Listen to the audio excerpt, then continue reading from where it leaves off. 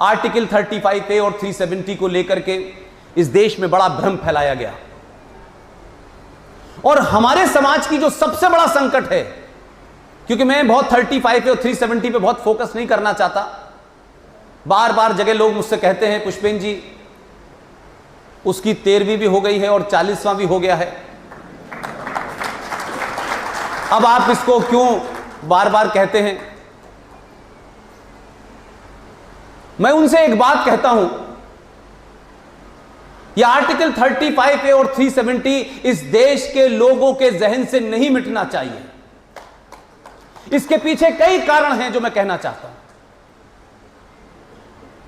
इसलिए कि ये इस बात की याद दिलाएंगे आने वाली नस्लों को भी कि हमने 70 साल में जो धोखे किए और हमारे समाज ने बिना जाने बिना सवाल किए हमने 70 साल तक उन्हीं झूठों को पढ़ लिया और पढ़ते पढ़ते हम ये मानने लगे कि यही सच है। लिहाजा आर्टिकल 35A और 370 इसके जो जघन्य अपराध हैं उसको अगर गिनाना शुरू करूंगा तो लंबा समय निकल जाएगा। यह बात अलग है कि इस मुद्दे को जब हम सब लोग उठा रहे थे उसी दौर में मैंने जम्मू कश्मीर के कुछ लोगों से रिक्वेस्ट की कि भाई ये जो जम्मू कश्मीर का आइन है जो उर्दू और इंग्लिश में मिलता है, इसकी एक कॉपी जरा चाहिए हमको भी। लेकिन जो कुछ भारत के संविधान में 14 मई 1954 को हुआ वो तो सिर्फ वहां तक हुआ, लेकिन क्यों कि कश्मीर तो जन्नत था, तो जन्नत में फरिश्ते रहते हैं, तो उन फरिश्तों ने क्या किया ये बताना चाहता हूं मैं। जिस तरफ जिंदल साहब बार बार इशारा कर रहे थे, ये गंगा जमुना तहजीब ये कहां मिलती है, ये है क्या, पहले तो ये समझ में आए मेरी। इस गंगा जमुना तहजीब का फ्रॉड कहां से क्रिएट हुआ, ये भाईचारे का कहां से क्रिएट हुआ।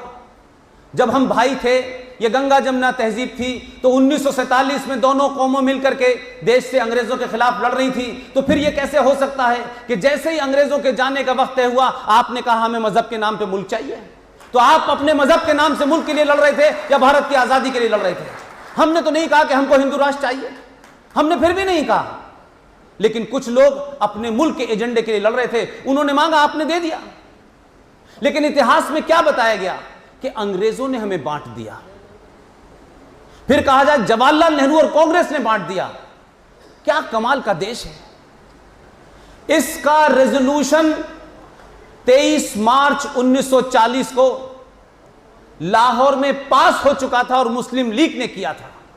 अगर इस देश को विभाजन करने की अगर सबसे पहली मांग थी तो वो मुस्लिम लीग की थी, लेकिन बार बार कहा जाता है अंग्रेजों ने बांट दिया और कांग्रेस ने बांट दिया। जो असली मुल्जिम है उसके बारे में हमको हटा दिया गया, पता ही ना चले उनको, क्योंकि जिन लोगों को सत्ता पे आने का जल्दी थी, जिनको ट्रांसफर होने के बाद प्राइम मिनिस्टर बनना था, उन्होंने उसी मुस्लिम लीग के साथ इस आजाद भारत में सरकार बनाई और आप उनसे उम्मीद करते हैं कि वो संविधान से देश चलाएंगे। लिहाजा जम्मू कश्मीर में इस आर्टिकल 35A जो इलीगल तरीके से इंसर्ट किया गया था, राष्ट्रपति से एक आदेश दिलवाया गया डॉक्टर राजेंद्र प्रसाद से। और कुछ किताबों को आप इसलिए पढ़िए कि वो किताबें ना तो भारतीय जनता पार्टी के लीडरों ने लिखी हैं, ना आरएसएस ने लिखी है, ना विश्व हिंदू परिषद ने लिखी है, और ना ही कोई ऐसा बुद्धिजीवी जिसने लिखी है जिसे हम कहें कि साहब ये राइट विंगर हैं, या कोई ये कह दे कि ये तो आज से 20 साल पहले बीजेपी के साथ थे या संघ के साथ थे, लिहाजा हम इन किताबों को नहीं पढ़ेंगे। मैं उन्हीं किताबों को कोट करना चाहता हूं जो उन्हीं के घर से निकले थे, लेकिन हमने किताबें भी नहीं उनकी पढ़ी, क्योंकि हम तमाम सारे लोगों का शौक है कि हम खुद ही लिखते हैं और खुद ही पढ़ते हैं। कभी कभी पड़ोसी की किताब भी पढ़नी चाहिए। यह बात अलग है कि हमारे यहां लाइट चली जाती है तो लोग पड़ोसी से पूछते हैं क्या लाइट चली गई है, लेकिन किताब हम पड़ोसी की दी हुई भी नहीं पढ़ते। अगर आपको किसी सही नतीजे पे पहुंचना है तो आपको हर उस राइटर की किताब पढ़नी चाहिए जिसका नाम शायद आपको अच्छा ना भी लगे, लेकिन पढ़िए तब आप किसी नतीजे पे पहुंचेंगे। अगर आपने किताब 1969 के अंदर India from Curzon to Nehru and after, written by Durga Das, Oxford press ने उसको छापा। उस किताब का पेज नंबर 353 पढ़ लेते आप, 13वें नंबर का चैप्टर पढ़ लेते प्राइम मिनिस्टर एंड प्रेसिडेंट, तो आपको इस धारा के बारे में इशारा मिल जाता कि उस वक्त का प्राइम मिनिस्टर कितना बड़ा डिक्टेटर था। पूरी की पूरी आपने कॉन्स्टिट्यूएंट असेंबली को झुका दिया। शेख अब्दुल्ला को खुश करने के लिए, शेख अब्दुल्ला की नाजायज मांगों को मांगने के लिए आपने जब 370 के लिए आपके पास शेख अब्दुल्ला आए तो आपने कहा मेरे पास मत आओ, आप बी आर अंबेडकर को जाके किसी तरह से मनाओ।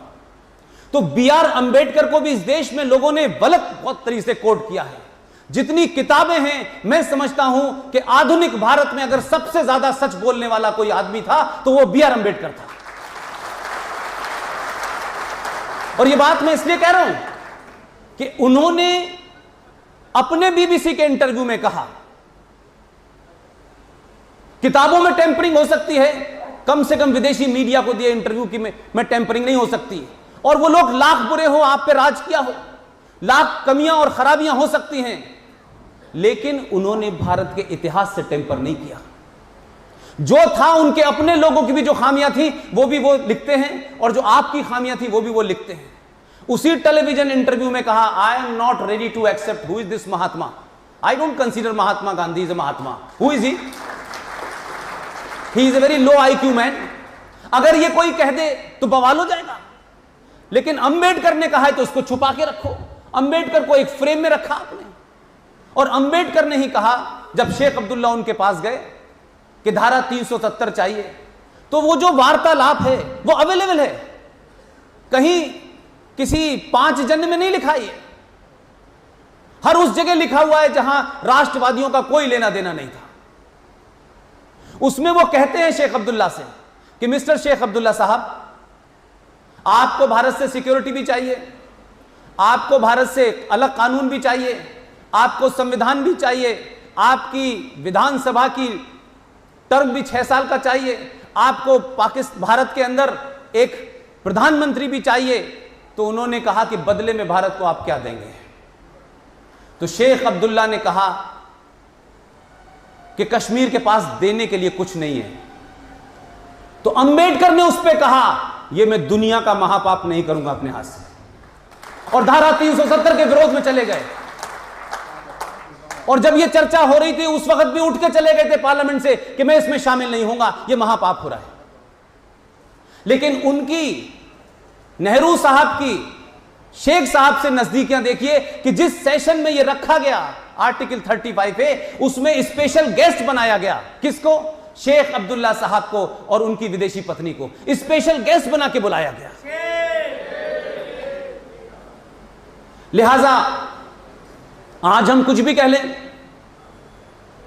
संविधान के बारे में बहुत सारी बातें कही जाती हैं, लेकिन तथ्यात्मक बात कहिए, वो किसके फेवर में जाएगी और किसके फेवर में नहीं जाएगी इसकी चिंता मत कीजिए। आप सिर्फ एक ही बात की चिंता कीजिए, आप बीजेपी में हैं, कांग्रेस में हैं, इससे कोई मुझे लेना देना नहीं है। आपकी बात राष्ट्र के फेवर में जानी चाहिए, किसी के फेवर में जाए या ना जाए।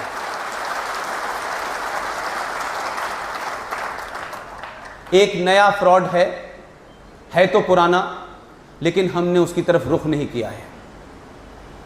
एक नया बहुत दिन से मेरे मन में था कि ये गंगा जमुना तहजीब तो दफन हो गई इस देश में, अब एक और नारा है, उसको भी आप 2 बार गुनगुनाएंगे तो आपको पता चलेगा। उस नारे में कहा जाता है मजहब नहीं सिखाता आपस में बैर रखना, हिंदी हैं हम वतन है हिंदुस्तान हमारा। अब इससे कुछ समझ में आता है आपकी कि नहीं? इसलिए समझ नहीं पा रहे हैं आप लोग, और इस देश को समझने की जरूरत है। इस देश में एक ऐसा नैरेटिव दे दिया गया आपको कि आप 5000 साल 10,000 साल कह लें, लेकिन 5000 साल आपकी रिटन हिस्ट्री है।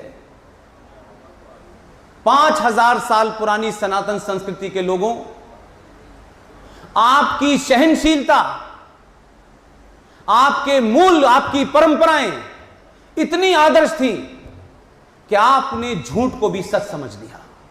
आप इतने भोले लोग थे क्योंकि आपकी नसों में, आपके डीएनए में कभी कोई खुराफात थी ही नहीं। इसलिए आपने पिछले 5000 साल में न किसी पे हमला किया, न किसी की औरतों को लूट के लाए, न उसका बंदर बांट हुआ।